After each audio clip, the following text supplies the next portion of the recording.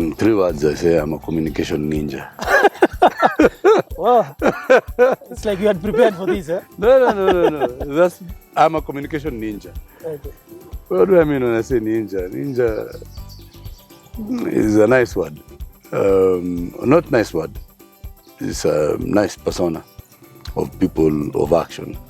So I'm an action man in communication. My experiences are far and wide, from theater arts. When I say theater arts, I mean from the writing of theater, direction of theater, acting and production of theater. From that perspective, stand-up comedy, one of the founders of part of Ridiculous originally, before it actually became Ridiculous, long story. Yeah. And then founder of Public Noisemakers, very successful group between 99 to about 2004, 2005. The only active member of Public Noisemakers, wasewa yangu wazijua, ni Chanji, Mshamba. That's the remaining. Actually, Mshamba is a character that was created by Public Noisemakers. Just the way Churchill was created by Public Noisemakers, the character, Churchill. Long story again. Anyway, that's communication in that area of performing arts. Broadcast journalist, sports broadcast journalist, with a particular stick for football. I worked for KBC 2006, continued active broadcast to this day. How active is dependent on other forces from time to time, but yes, very active.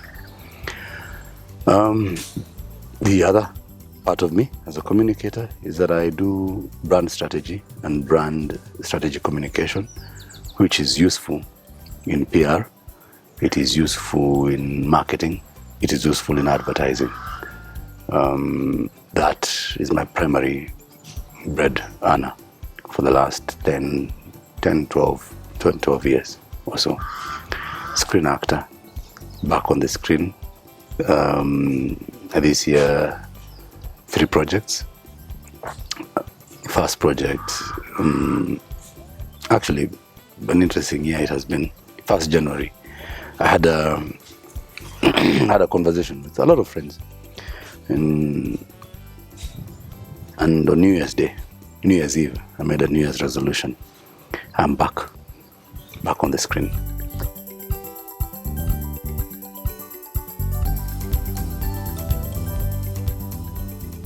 Okay, the viewer may not see where we are. Yeah.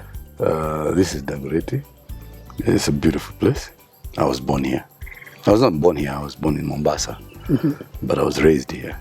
I went to local schools here, primary school. I went to Parklands High School. After that, immediately plunged into the world of arts and theater.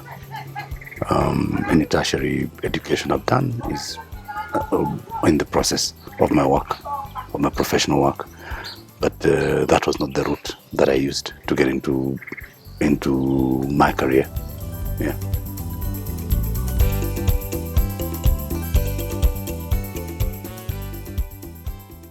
The first thing, football has been at the heart of my life. I can show you a neighbor across here. Around 1990, we didn't have a television set here at home. So I used to skip to my neighbor's place to go watch the World Cup. My neighbor had just moved in, this guy. He used to fix ile nini ya gari, anaeka beta. Then watch TV. And that's how I watched World Cup 90. I watched almost all the games. Sometimes those guys used to leave me and go to sleep. Leave me watching football. I was 10 years old. The passion was heavy. I played for football myself. Played locally, played for some youth teams, played serious football as a youth. in school and in local Nairobi setups. But then, why does it connect to how I entered into broadcast? As a very successful theatre practitioner, an opportunity came up in 1999, late 1999 or early 2000. They were setting up something called Metro Television, and they said they were not looking for your traditional broadcast journalist. They were looking for exceptional talent. There was an audition that included over 1,000 people. They wanted 6 guys. I happened to be one of the 6 that they picked on. I bumped into a friend to learn about the interview on the very last day. God rest his soul, it's called Derek Omfoko. And that's how I learned about it. But the rest is history. I went in there, and I was immediately, there were questions asked. What would you like to pay attention to? Metro TV was an entertainment and sports station. It was very easy for me. My declaration was, I want to focus on football, I want to focus on sport. And that became the birth of an amazing journey. I can give you a bit of detail. Metro TV was supposed to have the premium content, premium paid for programs, but it struggled financially. So what happened is, because I was a follower of KBC broadcasts, I knew that they had stuff that they were not using well. I knew they had, for example, the UEFA Champions League, but they could show games once in a while. Sometimes they could show games and, sorry to say, cut them in the middle. Yeah, because I have to close the station. I don't know whether you remember those days. Yeah. So what we did, myself and a few friends in there, I don't just talk about the ones on screen, even the one behind the screen. We thought and said, look, this is something we can pick up and make it big in Kenya. Those days, the local papers used to give a quarter page to cover the Champions League. We picked it up. We popularized. We made the Champions League to Kenyans what it is today. Maybe our methods were a bit scrappy. I don't know what people think, but for me, I believe we picked up stuff and made it something. We picked up things like the Under-20 World Cup. I remember Michael Essien and Sami Kufo playing against the likes of Saviola in those years. Those games were available for KBC, but they were not being given priority by the mother station because there were other bigger things. We picked all those things up. The Under-17 World Cups, the Under-20s, we picked up all that stuff and packaged it and presented to Kenyans. And that created a fulcrum until 3-4 years down the road, the mother station took the content, because now it was premium content. Today, for a local broadcaster to afford the Champions League, it's impossible. Even those who afford the, DSTV or that kind of stuff, they will have to pay a premium to access things like the Champions League. The World Cup was a meal. Of course, the World Cup was big. Of course, that one everybody pays attention to. But yeah, that's how I got into the world of broadcast and broadcast journalism.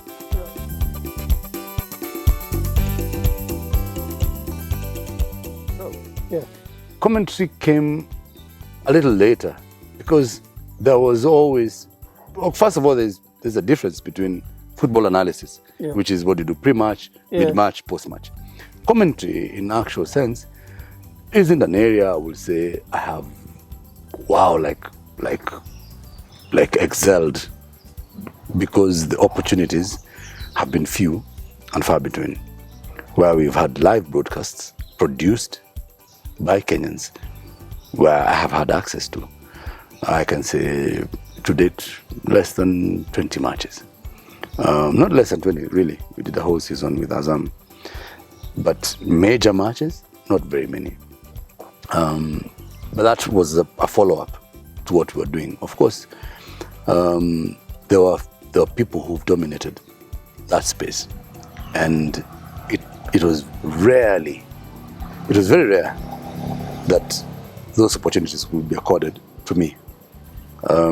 My producers felt also that I was better suited in the studio doing the hosting of the games, the pre-match, post-match, and mid-match. But yes, I'm passionate about everything football.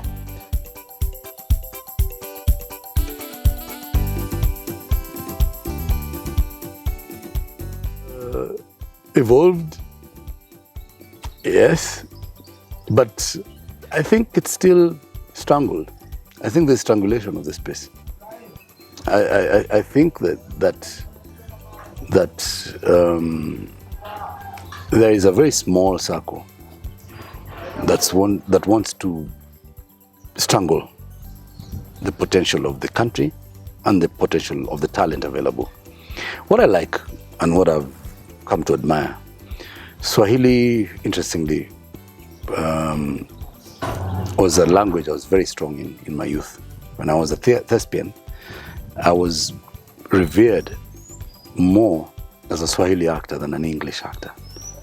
I'm comfortable in both languages, but I was preferred as a Swahili actor than an English actor. I was called for major roles in Swahili plays more than the English plays. I have only come back to Swahili because when I engage now, I'm working with, of course, you're aware, a local broadcaster who's doing broadcast of the EPL, the La Liga, the Serie A, among an array of football. We had the African Cup of Nations in January, February. And one of the things I admire is the Swahili language and how it has become a central part of our football broadcast scenario. And I admire the heroes or the stars that have come through with it.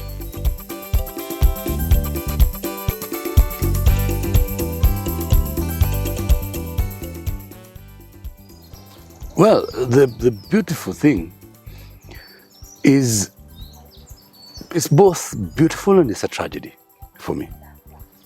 Because on the one hand, you have this explosion of expression, both from the fans. There are fans who are fan broadcasters. You get me? Fans who have content. They are not professional journalists, but they have content that enlightens the world every day and informs, so that the baton of opinion is no longer the preserve of a few people. Yeah. Yeah? There's a much bigger pool of knowledge, a much bigger pool of information available, and it's an explosion of expression, both globally and, more interestingly, on the local scene. If you go to social media platforms like KPL Chat, etc., Matters Football, etc., the energy is amazing. But the problem, again, that's why I say it's a tragedy and a blessing. The tragedy is that whole energy, it's not allowed to translate into growing the industry or the sport. Because there are some guys at the top there who are deaf, who are simply deaf, or I don't know what other words to use, but they don't pay attention to the volume and the energy that is coming from the people. And that's why we have a disconnect. Social media is I did some bit of work, by the way, before I got into broadcast, just before I got into broadcast, I did some activism, some human rights work. around constitution making, just around 99, 2000. At the same time, we were clamoring for the constitution, which we eventually got in 2010. And we were using theater as a tool to drive activism. And that sort of activism is now blown up into like a global movement. You get? Yeah. But that only works if at the top there are people who sieve, or not even sieve, first receive, and receive that energy and translate it into reform, change. You get? Yeah. But you have one thing happening, and at the top there, you have some deaf. They just don't care. They don't care, they're not concerned, they're not interested. You make your noise on social media, but it doesn't translate to much, which is what I say is a tragedy. Yeah.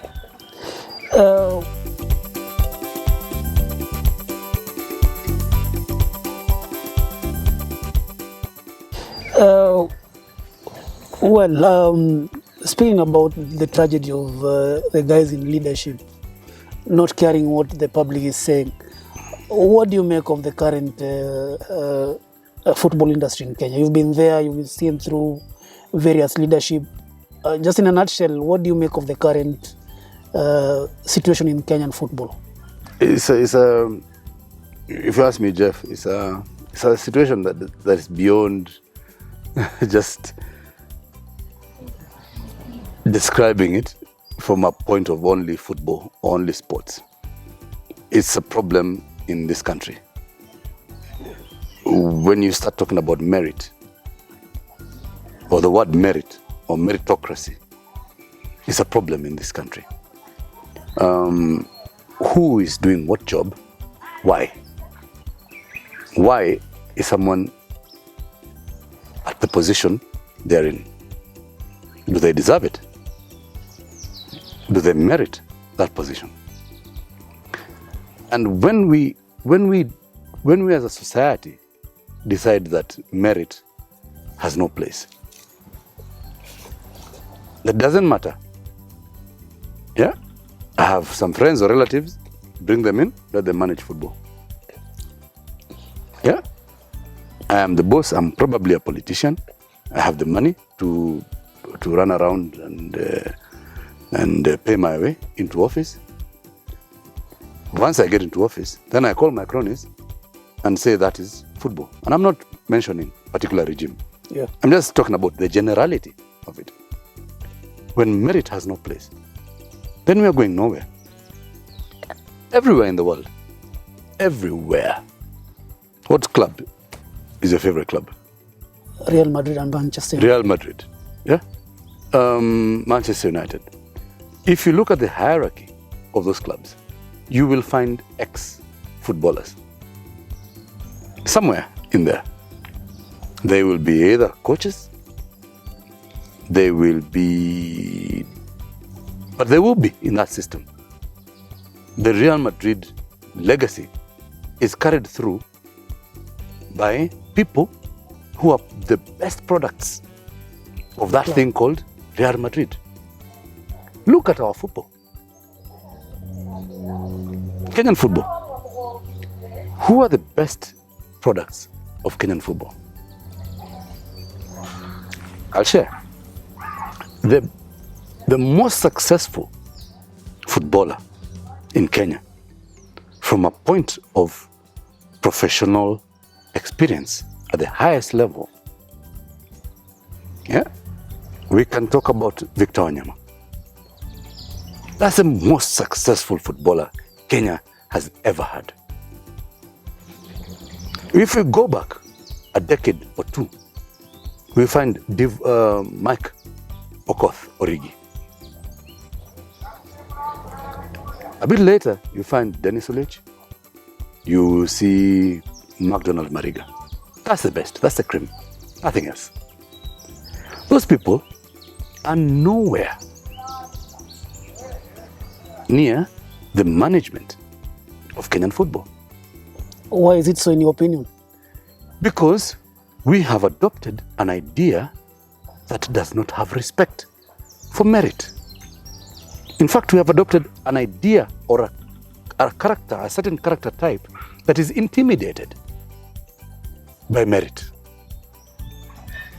Divock Origi is the son of Mike Origi. He's not just the son of Mike Origi. He is also managed by Mike Origi. I don't know whether I'm correct to this day about that, but I should be. Mike was a youth coach at Genk, which he formerly played for. And that is where Divock went through his youth football, isn't it? Yeah. Imagine a scenario where Mike was not at Genk, but he was here in Kenya managing youth structures. He could have been able not just to bring out his son, but probably about another 5-6 Divock Origis. That's an example of the loss.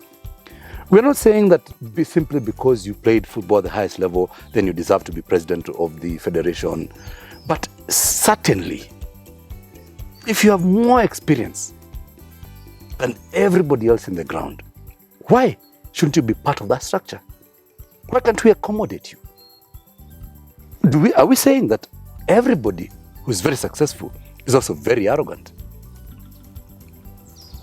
If you have an issue with arrogance or lack of management skills, are we saying every one of those guys has something wrong about them?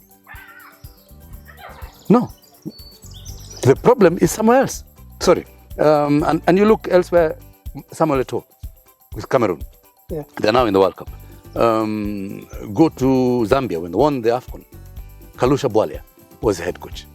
Anyway, I can go on and on, but the issue for me is merit. When we put the right people to do the right jobs.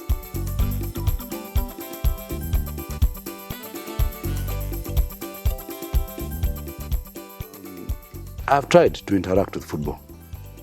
I have interacted with it professionally.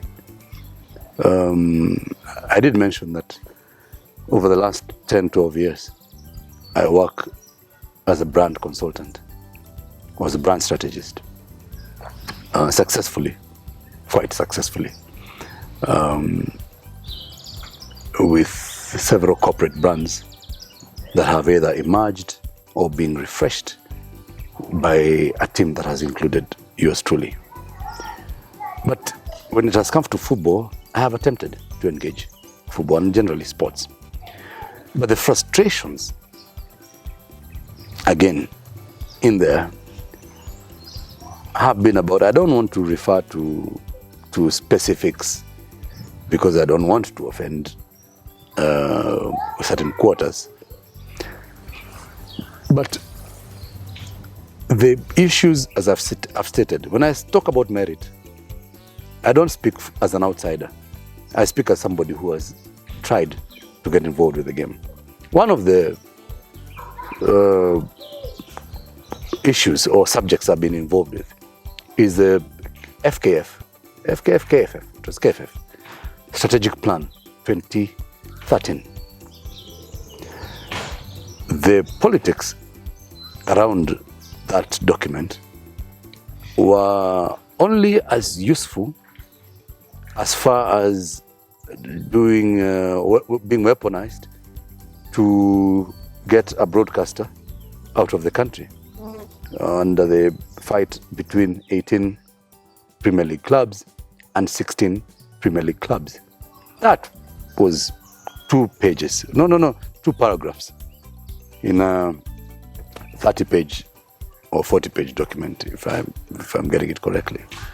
The rest of it, nobody cares about it. Somebody picked that document and they discovered a clause that they could use to fight a certain monetary war. The rest of it, which is fundamental to us, was ignored. Just like the reports, even the ones that have been released last month. All of those things will go nowhere. As far as our football culture is not grounded on getting the right people to do the right work. I've been heavily involved in brand consultancy. One of the most interesting projects I was involved in a few years back is development of a milk brand. You know it, it's called Pasture. Pasture milk. Pasture milk was created through the efforts of a brand development team that sat down with a guy who passed away, by the way, last year. It's called Jenga. Last year, this year, early this year. Yeah, early this year. And we sat across from each other. There was no factory, there was nothing. He said, I want to start a milk factory. And we took a whole year. At the end of that 1 year, in Kagwe, which is in Githunguri, not Githunguri area, but next to the Githunguri division, there was milk flowing, 10,000 farmers, 10,000 liters of milk at the beginning, now close to about 60,000 liters. Life-changing for that community. Proud to be part of that brand. Unite Us, I don't know whether you know the brand. Yeah. The rebrand of Unite Us was another part of my work. More recently, brand marketing or advertising around brands like Madison Insurance, AAR, the new look of AAR. They have an amazing hospital along Kiambu Road. No, that hospital is an interesting story. They've done it, yes. But I'm not talking about AAR Healthcare. Yeah. Talking about AAR Insurance. Ah, okay. The fresh look, the turnaround from the deep red to the burgundy. Yeah. I'm involved, or I was involved heavily in that work. There are other brands that I have worked with, but my work, I work as a creative, as a brand strategist, as a brand consultant, which draws from my artistic strengths as a writer, as a creative person, as a creative artist. And that's what I've been paying attention to, or I've been focusing on for the last 10 to 12 years. But I have also been involved in acting, like film acting, TV acting. For 3 years, between 2007 and 2010, I gave it quite a bit of focus and it was very frustrating. The experience was quite frustrating at the time. But because of people like you, who refuse to give me peace. And there are many. There are many. Some of them journalists, some of them just people like me as well, who are just passionate. I have decided no. I'm giving this business another go. That's the business of being on screen. You see, when you're on the screen, the pressures are different. Because everybody assumes, when people see you on screen talking about Kenyan soccer, people assume you are the KFF boss. Or people imagine that you have the muscle to actually make a difference. Yeah, I know. When you talk about that, I know. Yeah, you get that? Messages I get. The guys don't know that you are just another voice, maybe with a bigger platform or a bigger speaker than they have. Yeah, sure. But yes, the frustration of not being able to make an impact for me was it was terrible. But I've decided no. Imetosha. So you're coming back? I am back. Not coming back. I am back. Those who follow Kenyan Screens, beginning January this year, I've been involved. And I'm also involved in the other business, which is the film and TV industry as well, very actively. I don't know whether it's about paying debt or just growing older. Yeah? But something is telling me that I cannot keep quiet. Or it's not enough to just say, that's frustrating, and move on to the next thing. So don't follow my example. I'm not saying I was weak, no. I'm just saying everything has a time, I think. And for many reasons, many different reasons, or convergence of issues, has brought me back to say, yes, it's time. Let's pambana with this football thing. Let's pambana with the sports issue. Let's pambana with the film and TV industry.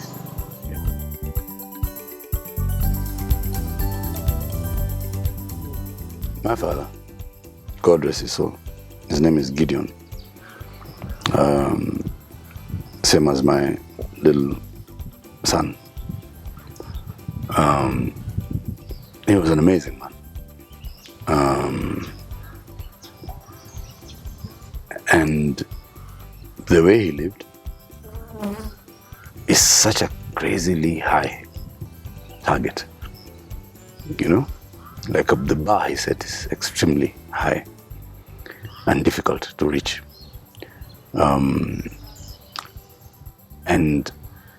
But then the one thing that strikes me and is increasingly relevant to me is that everything goes wrong when good men, yeah, what does the saying go like? When good men keep quiet, what happens? Terrible things happen. Terrible things happen, yeah, or bad people are in charge because good people are quiet. So I'm done with that, and to whatever end. When you also fika some miakas, you are ready to go bare knuckled. Yeah, so that's one. In terms of broadcast, when I was learning my craft in sports, there was a guy on CNN. He's no longer there. He's called Terry Badu. It's amazing. That was a big influence from that sphere of broadcasting. The third one I'll mention is Morgan Freeman. Why Morgan Freeman is important to me is because every time I've met people who said, "Oh, you're a great man on TV. Yeah, why aren't you doing something about it? You're great. You're a great actor. You're a great presenter. You know, why am I not seeing you?" I'm like, hey, wait a minute. Morgan Freeman, yeah, he's on the screen. Look back at what are the first awards or the first recognitions that Morgan Freeman got. Him and Samuel L. He got them at a very advanced age. So there's no time that is too late. That's quite powerful. Another guy, on the same note, is a guy called George Bernard Shaw. George Bernard Shaw is a playwright.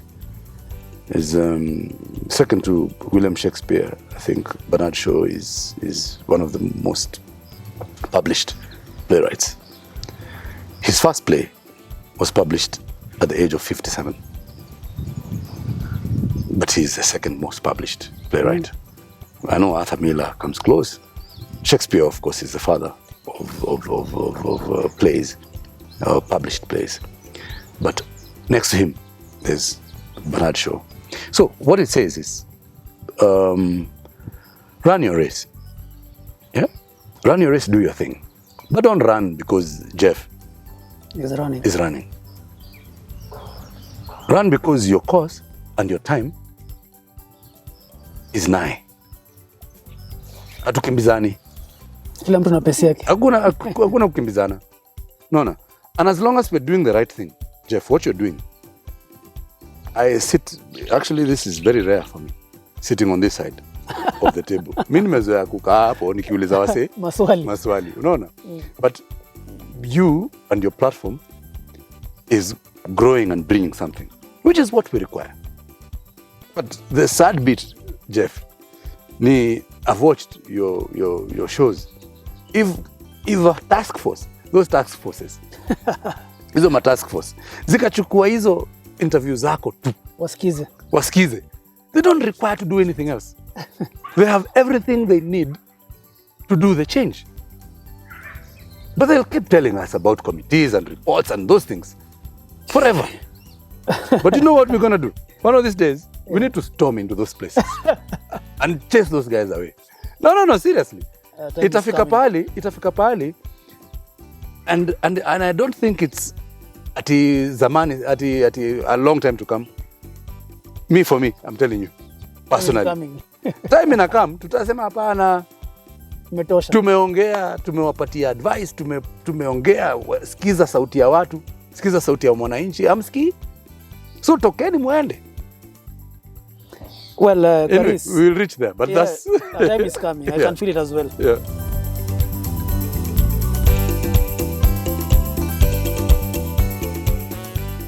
One, it's an opportunity. I mentioned Gideon. Yeah. Yeah. Gideon is an amazing guy. I won't go into all those details of what he's done for us. But the thing about COVID was sparking those things that I'm talking about now. Asking you what is really important. Kama hiyo COVID ingekam, tukiwa wagonjwa si wote tuende. Ningetoka kwa hii world nasema nimefanya nini? Niko na ndai, niko na keja, niko na shake nini? And what has not been done? What in the bucket list is not accomplished. So, for me, COVID was an opportunity to realize the things that are important and pay attention to them. The things that are at the heart of my soul. For a long time before COVID, you get into a point in career life, especially if it's high pressure. Advertising is high pressure business. But you're not even stopping to think. Yeah? It's deadline after deadline. You're sleeping to wake up and hit the road. But COVID told us, hey, wait a minute. It made employers in the creative sector realize, I'm paying a guy for 10 hours. For example, the guy is spending 4 hours doing my work. The other 6 is on FB. For example. Yeah. Yeah. And I'm paying for this guy coffee. I'm paying for him a toilet roll. When it's one guy, it seems like nothing. But when it's 50 guys, that's quite an expense. Lot, yeah. I'm paying large office space for this guy. For what? COVID tells you, this guy actually really, when you need him, you only require this guy for like about, across the week, 10 hours. So why don't you pay that guy for the 10 hours of work that he's actually doing for you? Yeah? Reduce your office size. You get. Guys do their own Wi-Fi. Yeah? No. But then also this guy who's being paid to do this job, he realizes, damn, I can do this same job I do for this guy. And for another guy and another And guy. I can do it for 4 guys. And I can sit here in my nice lawn and have time to kick a ball. Quite a nice lawn, actually. Asante. Yeah. I can sit here and nikuwe na time ya kucheza ball, nikuwe time ya kupiga raundi. And bond with family. And bond with family at the same time. Without necessarily being locked up in one thing. So that also this story of the one thing that defines you in Aisha. So I was saying that time you can utilize it to do other things. To do other things. And people don't require to see you to see your end product, to interact with your end product. Yeah? Some jobs, of course, kama tunaenda studio, lazima tuende studio. Lazima uonekane. Yeah, lazima uonekane. Kama tuna act, hatuwezi act. From the keja. Yeah, from the house. No, lazima tuende set. By the way, which is an interesting thing, there's a film, one is coming out soon. It's called Selection. You asked me about what I'm doing. Yeah. There's a movie called Selection. It's coming out soon. I featured in that. Crime and Justice is already, my contribution to that is already out. There's a movie I'm filming from tomorrow. It's called White Gold. It's about, in a nutshell, it's about the issue of poaching and that the tragedy that is poaching. Yeah.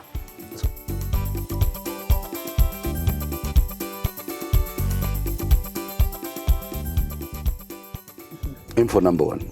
Aim for the best. Study. Study, and when I say study, I don't restrict the concept of study to academics. My own life is a testament that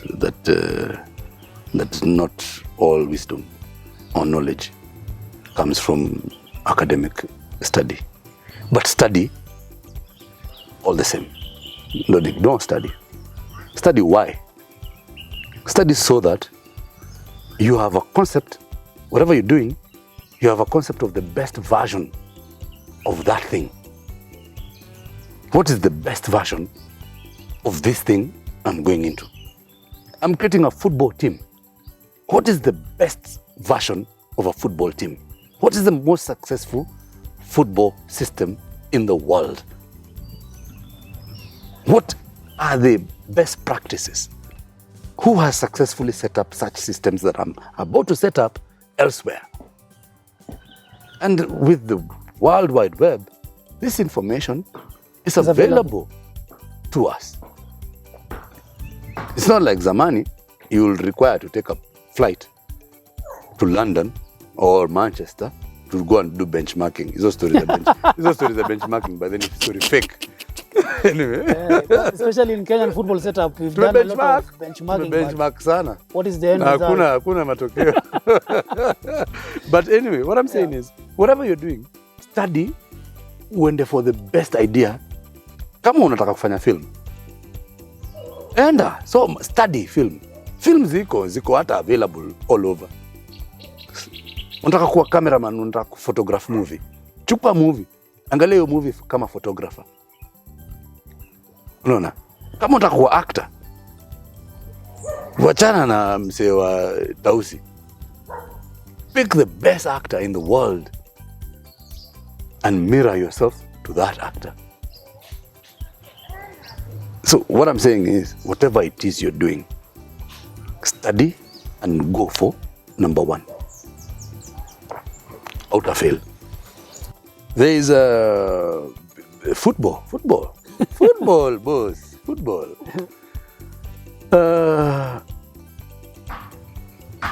Kuna issue moja that I wonder how we'll get it into our psyche. There's a coach who said, a national team coach, Harambee Stars. I'm talking about Harambee Stars, my passion. Kipenzi changu, Harambee Stars. Machozi yangu, Harambee Stars. Kipenzi na machozi are the same thing. There's a guy who said, a coach who said, I am not going to call up players because they have a Kenyan passport. Simply because they have a Kenyan passport. Or their mother or father is Kenyan. I am going to call up Kenyans who are Kenyans damu.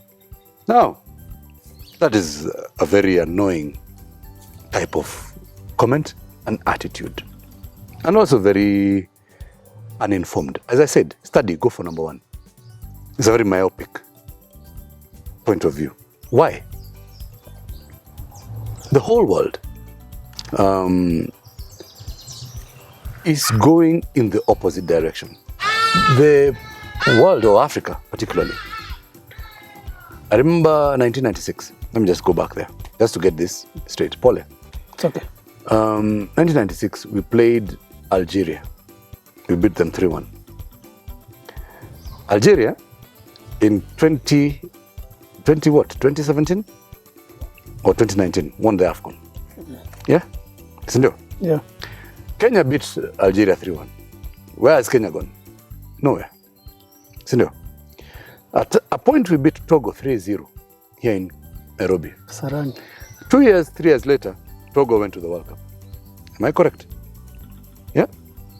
What have these people done? Did they go back and do stories and documents? No. They discovered the shortcut. and particularly for Africa, the shortcut has been to discover that the systems you don't have in your country, it will take you 10 years or 20 years to build these systems to be at par with the rest of the world. But there's a shortcut. The shortcut is the diaspora. And this is where now I start getting angry with that guy who said, I don't want a Kenyan who's due only passport ama mama yake ama baba yake alizaliwa Kenya. Nataka mtu Kenya damu. Diaspora is Kenya damu when we discuss our economy. When we discuss what they are bringing back, what is coming into our country in terms of forex and biashara. When it comes to politics, we erect voting booths in foreign embassies so that the diaspora can participate. The diaspora is part of us. But how comes when it comes to football? Now they are not part of us. We have players, you guys are documenting them in your blogs, week in, week out. On a daily basis. We have the guys like Kina Tyler Onyango, we have Kina Bruce Kamau, we have Handwala Bwana. I don't know whether he actually took up the call for Somalia. Yeah, he's almost taking it up. Yes, it's just by time. But we have a pool of ready talent. There's actually Linton Miner who's recently signed for a Bundesliga side. We have Philip Mwene in PSV, Eindhoven. And if we quit being myopic, we have a ready pool of talent that just picking up will immediately raise our profile to another level. Sure. But we want to be local and tunaleta umta. Atumse lazima atoke sijui mtaa gani ndio tujue, lazima ongesheng. Naona? Then the other thing about it, that's one. The diaspora reach. The second one is about coaches and football systems. We hire Firat from Turkey, then we achana with Firat, we pick another guy from Yugoslavia, we pick another guy from wherever, we pick a guy from Madare, we pick a guy from wherever. But what is the system? What is Kenyan football? What is the Kenyan football system? How do you want to play? We are teaching our coaches, the ones we select, by the way, the ones we select, we are teaching them CAF coaching courses, which is a generic course that is taught across Africa. CAF level B, level A, whatever. Generic course. Yeah?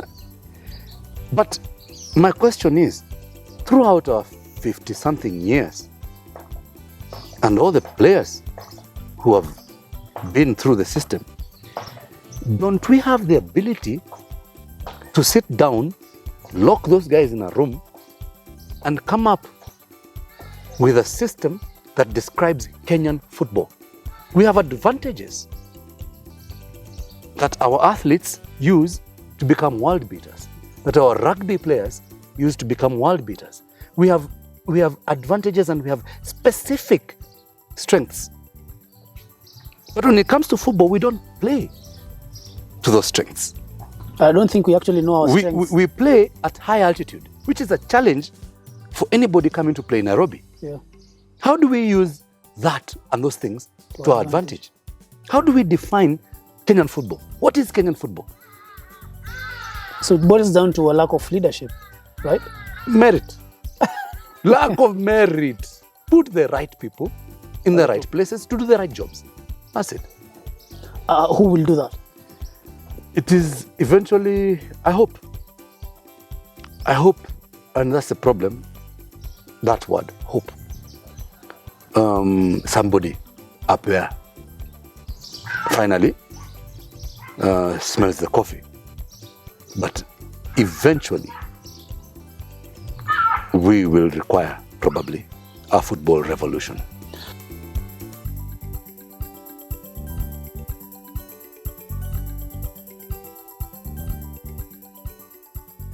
Parting shot, wow, thanks so much, Jeff. Thanks so much for allowing me to Rant, mostly. No, it's just an exchange of ideas. I told you we're having a conversation. Yeah, rant. I've ranted quite a bit. Allowing me to do that, but also for the opportunity to have a conversation with Kenyans through your platform. And all of you guys, I saw you when you were just coming into the industry, and rather than be challenged, I am energized all the more by the people who are coming up, and to you and to everybody else. Even if you have a small platform, I don't care, a post you gonna 5 likes. Don't stop. Keep going.